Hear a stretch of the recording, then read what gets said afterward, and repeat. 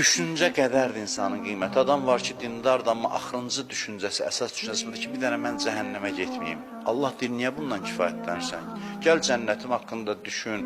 Deyir, yox, mənə maraqlı deyil, qapısının ağzında da olsa bəsimdir. Bu aşağı düşüncədir. Axı, dünyada belə deyilsən, ev alanda özünə baxırsan ki, imkanın çox olsun, yaxşı yerdən alasan.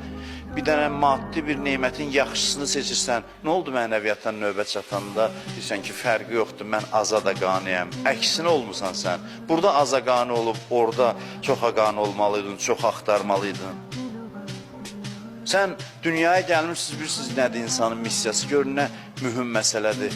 Əbədiyyət mənzilini harada olacaqsan, onu müəyyən eləməyə gəlmirsən. Təsəvvür eləyin, yəni harada olacam, həmişə olacağım yer.